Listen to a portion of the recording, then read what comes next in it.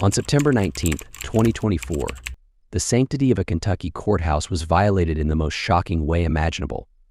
District Judge Kevin Mullins lay dead, allegedly gunned down by Sheriff Sean "Mickey" Steins, a man who was not just a colleague, but a longtime friend.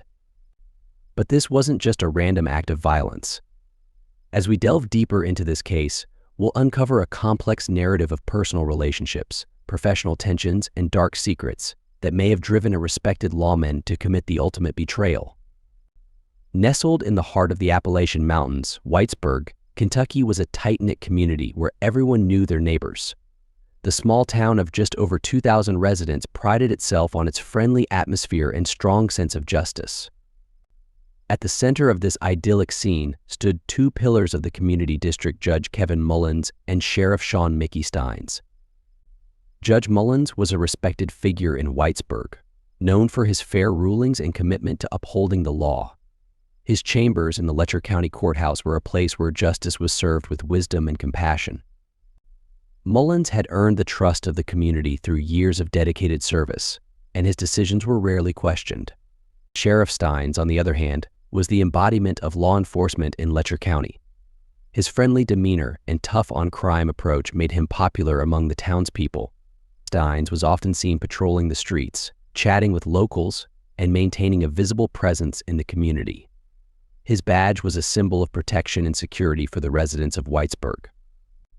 On the surface, Mullins and Steins seemed to have a solid working relationship. They were often seen having lunch together at local diners, discussing cases and collaborating on community initiatives. Their friendship extended beyond the courthouse, with both men attending the same social events and church gatherings. To the people of Whitesburg, they represented a united front in the pursuit of justice. However, beneath this facade of camaraderie, subtle tensions were brewing. Whispers circulated about disagreements over certain cases and differing approaches to law enforcement.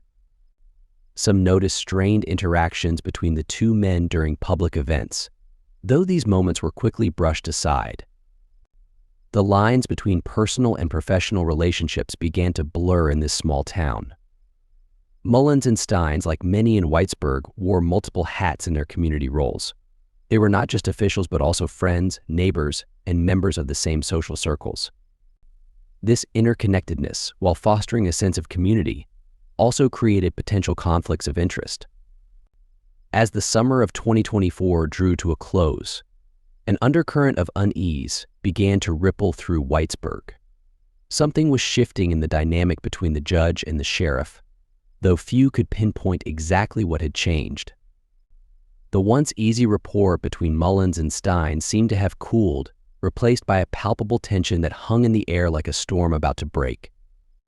Little did the residents of Whitesburg know that their peaceful town was on the brink of a tragedy that would shatter their sense of security and trust in local leadership.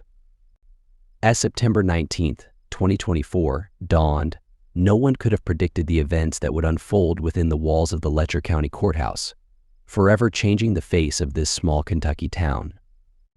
The clock struck noon on what seemed like an ordinary day in Whitesburg. Judge Mullins and Sheriff Steins sat down for their usual lunch, but something was different. A simple suggestion for a private meeting would set in motion a chain of events that would leave the town reeling. What transpired in those fateful hours leading up to the tragedy? As the sun climbed higher in the sky, the Letcher County Courthouse buzzed with its typical afternoon activity. Lawyers hurried through corridors, clerks shuffled papers, and the steady hum of justice being served filled the air. Judge Mullins and Sheriff Steins had just finished their lunch at a local diner, their plates cleared of the day's special. Their conversation, once easy and flowing, now seemed stilted and tense. It was Judge Mullins who broke the uncomfortable silence. "Mickey," he said, using the sheriff's nickname, "we need to talk. How about we meet in my chambers later?" Steins nodded, his face unreadable. The two men parted ways, each returning to their respective duties, unaware of the dark turn their meeting would take. At approximately 3 p.m., Sheriff Steins entered Judge Mullins' chambers. The room, usually a place of calm deliberation, now felt charged with an unseen energy. Steins' behavior was immediately unusual. Instead of sitting down to discuss whatever matter Mullins had in mind, he began making phone calls. The surveillance footage later revealed a puzzling sequence of events. Steins first made a call on his own phone, his voice low and urgent. Then, in a move that would later raise many questions, he picked up Judge Mullen's phone. His fingers moved quickly across the keypad, dialing a number he knew by heart, his own daughter's. As the call connected, the tension in the room seemed to thicken. What was said in that conversation? Why did Steins feel the need to use Mullen's phone? The answers to these questions would become crucial pieces in the investigation that followed. The minutes ticked by, each one bringing the two men closer to the point of no return. Steins' demeanor changed as he ended the call. His face, once friendly and open, now looked drawn and haunted. Judge Mullins, sensing the shift, moved cautiously behind his desk. The air in the chamber grew heavy with unspoken words and mounting tension. Steins' hand moved towards his hip, where his service weapon rested in its holster. Judge Mullins' eyes widened as he realized the grave turn the situation had taken. In that moment, as Steins' fingers closed around the grip of his gun, the facade of small-town tranquility shattered. The Letcher County Courthouse, once a symbol of law and order, was about to become the scene of an unthinkable crime. The sound of a gun being drawn echoed through the chamber, a chilling prelude to the violence that was about to unfold. The gentle ticking of the clock on Judge Mullins' wall was suddenly drowned out by a series of deafening cracks. In mere seconds, the sanctity of the courthouse was shattered, leaving behind a trail of shell casings and unanswered questions. What drove a respected sheriff to turn his weapon on a longtime friend and colleague? The surveillance footage captured the horrifying moment when Sheriff Steins drew his weapon. Judge Mullins, realizing the gravity of the situation, desperately sought cover behind his desk. But it was too late. Steins fired multiple shots, the bullets tearing through the air and finding their mark. The judge's chambers, once a place of quiet deliberation, now echoed with the sound of gunfire and the thud of a body falling to the floor. As the last shot rang out, chaos erupted in the courthouse. The sharp crack of gunfire sent waves of panic through the building. Court employees and visitors alike scrambled for safety, their faces etched with fear and disbelief. The hallways, moments ago filled with the hushed murmurs of legal proceedings, now resounded with screams and the pounding of feet as people fled. In the wake of the shooting, an eerie calm descended upon the judge's chambers. Sheriff Steins, the man sworn to protect and serve, stood motionless, his gun still warm in his hand. The acrid smell of gunpowder hung heavy in the air, mingling with the metallic scent of blood. Judge Mullins lay unmoving behind his desk, the life draining from his body. Outside, the response was swift. Police officers, many of whom had worked alongside Steins, rushed to secure the scene. Their faces were masks of shock and confusion as they approached their colleague. To their surprise, Steins offered no resistance. He surrendered without incident, his demeanor described as surprisingly calm given the horrific act he had just committed. As officers led Steins away in handcuffs, he uttered a cryptic statement that would only deepen the mystery surrounding his actions. "They're trying to kidnap my wife and kid," he said, his voice steady and devoid of emotion. The officers exchanged bewildered glances, unsure how to interpret this bizarre claim. Was this a desperate attempt at justification, or did it hint at a more complex motive behind the shooting? In the days that followed, as the community of Whitesburg reeled from the tragedy, investigators began the painstaking process of piecing together the events that led to this shocking act of violence. They combed through evidence, interviewed witnesses, and scrutinized the relationship between Judge Mullins and Sheriff Steins. What dark secrets or hidden conflicts could have driven a respected law enforcement officer to commit such a heinous crime against his longtime friend and colleague? The search for answers in the shocking murder of Judge Kevin Mullins led investigators down a twisted path of personal and professional entanglements.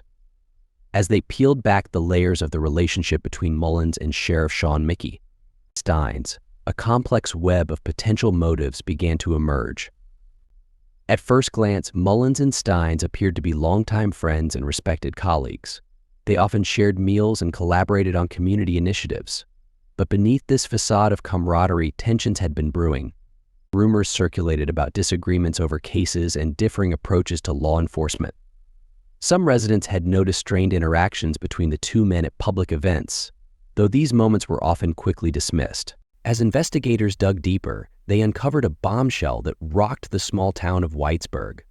Speculation arose about a possible affair between Judge Mullins and Sheriff Stein's daughter. The nature of their interactions had become a subject of community gossip, suggesting a betrayal that could have deeply affected Stein's. This revelation cast a new light on the shooting, hinting at a potential personal motive fueled by anger and betrayal. Adding another layer of complexity to the case was a federal civil rights lawsuit that involved both Mullins and Stein's. The lawsuit accused Stein's of failing to investigate a deputy sheriff who had allegedly sexually abused a woman in Judge Mullins' chambers. This legal battle had undoubtedly strained their professional relationship and may have contributed to the underlying tensions between them. Just 3 days before the fatal shooting, Sheriff Stein's gave a deposition in this lawsuit. Witnesses described his behavior during the deposition as depressed and subdued. Ned Pillersdorf, the attorney handling the lawsuit, noted that Stein's demeanor was odd and evasive. This unusual behavior raised concerns about Stein's emotional state leading up to the incident and suggested he may have been under significant stress. As the investigation progressed, conflicting theories about the motive emerged. Some pointed to the emotional turmoil from the lawsuit and personal relationships as the driving force behind Stein's actions. Others argued that the violent nature of the act indicated premeditated intent rather than a crime of passion. The defense in Stein's trial later argued that the shooting occurred in the heat of passion, suggesting that extreme emotional disturbance led to the confrontation. This claim aligned with the speculation about the alleged affair and the stress from the ongoing lawsuit. As investigators continued to piece together the events leading up to that fateful day, one question lingered. What ultimately drove Sheriff Stein's to commit such a heinous act against his longtime friend and colleague? The answer seemed to lie in a tangled mess of personal relationships, professional rivalries, and a lawsuit that threatened to expose dark secrets. In the wake of the courthouse shooting, the small town of Whitesburg found itself plunged into a state of shock and disbelief. The peaceful community, once proud of its strong sense of justice, now grappled with a tragedy that shook its very foundations. Residents struggled to reconcile the image of Sheriff Sean "Mickey" Stein's as a trusted lawman with the horrifying act he had allegedly committed. The public reaction was a mix of grief, anger, and confusion. Many in Whitesburg had known both Judge Mullins and Sheriff Stein's personally, making the betrayal feel all the more devastating. Local businesses closed their doors as a sign of mourning, and impromptu memorials sprung up outside the courthouse. The community's trust in local law enforcement, once unwavering, now lay in tatters. As the dust settled, the incident exposed the dangerous blurring of personal and professional boundaries in small-town justice systems. The close relationships between officials, once seen as a strength of tight-knit communities, now revealed their potential for catastrophic consequences. Experts emphasized the critical importance of maintaining clear professional boundaries, especially in positions of power and authority. The ripple effects of the tragedy extended far beyond the immediate shock. Other legal proceedings in Letcher County were thrown into disarray. Cases that had involved either Judge Mullins or Sheriff Stein's now faced scrutiny and potential retrials. The courthouse, once a symbol of justice and order, had become a constant reminder of the violence that had occurred within its walls. Attorney Ned Pillersdorf, involved in the related federal lawsuit, highlighted a crucial aspect of the case's impact. He suggested that the shooting could lead to increased sensitivity towards those often marginalized in the justice system, particularly women. This tragic event had exposed vulnerabilities that many had previously overlooked. Sheriff Sean "Mickey" Stein's faced the gravest charge possible, first-degree murder, The once respected lawman now stood accused of gunning down his longtime friend and colleague, District Judge Kevin Mullins, in a shocking act of violence that rocked the small town of Whitesburg, Kentucky. As the preliminary hearing unfolded, the prosecution methodically laid out their case. They emphasized the deliberate nature of Stein's actions, pointing to the multiple shots fired at Judge Mullins. The surveillance footage from the courthouse, played in court, painted a chilling picture of the events that unfolded on September 19, 2024. It showed Steins entering the judge's chambers, making phone calls, and then drawing his weapon. The footage captured the horrifying moment when Mullins desperately sought cover behind his desk, only to be struck down by a barrage of bullets. Stein's defense team, however, presented a different narrative. They argued that the shooting occurred in the heat of passion, suggesting that their client had acted under extreme emotional disturbance, rather than with premeditation. This strategy aimed to mitigate the murder charge to manslaughter, potentially reducing the severity of Stein's punishment if successful. The implications of this case reached far beyond the courtroom. It raised serious questions about law enforcement accountability, especially in small towns where personal and professional relationships often intertwine. The betrayal of trust between two high-ranking officials sent shockwaves through the community, leaving many to wonder about the integrity of their local justice system. If convicted of first-degree murder, Steins could face severe penalties, including 20 years to life in prison. The possibility of the death penalty also loomed, given that he was accused of killing a public official. The gravity of these potential outcomes underscored the high stakes of the trial. As the trial progressed, it became clear that its outcome would have far-reaching consequences. Not only would it determine the fate of Sean Steins, but it would also set a precedent for how similar cases might be handled in the future. The people of Whitesburg, and indeed the entire nation, watched closely, knowing that the verdict would either restore faith in the justice system or further erode trust in those sworn to uphold the law. While the trial of Sheriff Steins promised a verdict, it couldn't answer the most haunting question of all. In a town where everyone knows your name, how do you separate the personal from the professional? The answer would challenge everything we thought we knew about small-town justice. To prevent similar incidents, community engagement initiatives that foster open dialogue between law enforcement and residents are crucial. These efforts aim to rebuild trust and ensure that the voices of community members are heard in discussions about justice and accountability. Regular workshops on ethics and boundaries can help reinforce the critical separation between personal feelings and professional responsibilities. As we reflect on this tragedy, we're left with thought-provoking questions about the nature of trust and power in our justice system. How can small communities safeguard against the potential for personal relationships to compromise professional integrity? What measures can be implemented to ensure that those in positions of authority remain accountable to the public they serve? The human cost of this betrayal extends far beyond the loss of Judge Mullins. It has shaken the foundation of trust in Whitesburg and forced a reckoning with the complexities of human nature.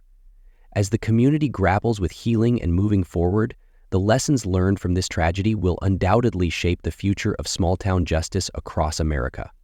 The tragic events in Whitesburg, Kentucky, serve as a stark reminder of the devastating consequences when personal and professional boundaries blur in small-town justice systems. Sheriff Steins' alleged betrayal of Judge Mullins shook the community to its core, exposing the vulnerabilities that can arise when those in power become too closely intertwined. This case underscores the critical need for transparency and accountability in law enforcement, especially in tight-knit communities where personal relationships often overlap with professional duties. As we reflect on this shocking incident, we're forced to confront the complexities of human nature and the potential for darkness that exists within us all. The thin line between trust and betrayal can be easily crossed, with far-reaching implications for entire communities. Moving forward, it's crucial that we implement stronger safeguards and ethical guidelines to prevent such tragedies from occurring again. while also recognizing the unique challenges faced by small-town justice systems.